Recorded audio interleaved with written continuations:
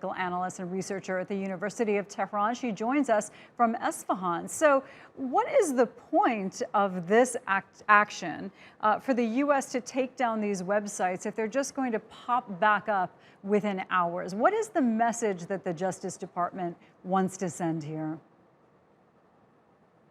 Well, first, many of those websites were up again using different domains that could not be seized by the United States. But it seems that the United States is sending again confusing and double signals that could kind of impede or make the process of the nuclear talks more difficult.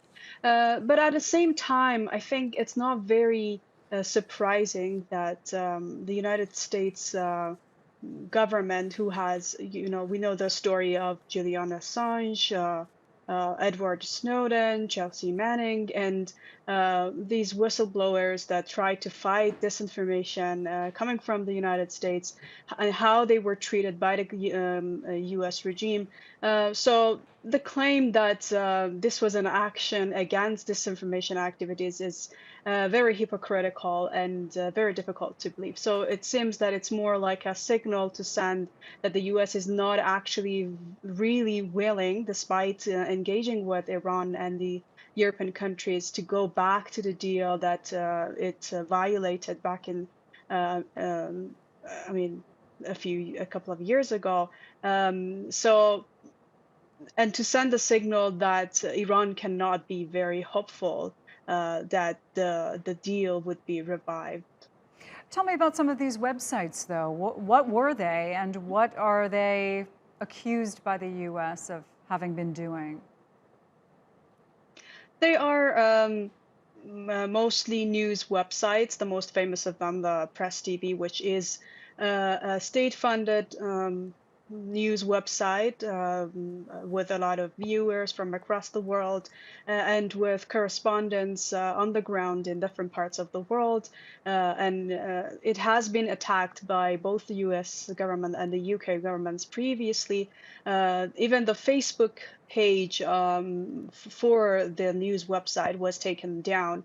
And it has been blocked in many countries, including the US, for some time.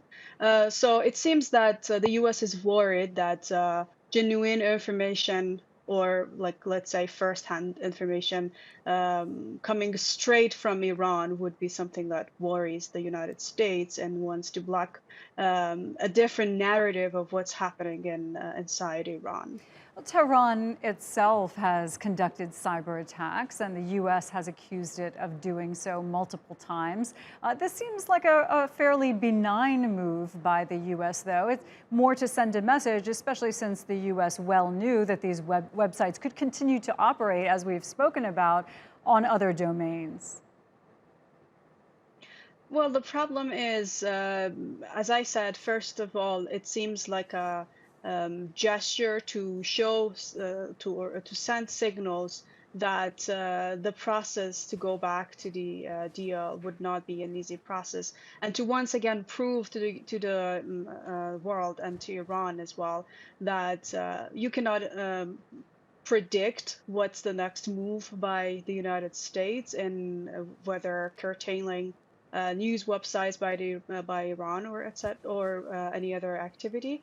But it's also funny that the U.S. also claimed that Iran wanted to try to influence the election, the presidential election, which I think is giving too much credit to Iran for something that they were neither able to do nor willing to do.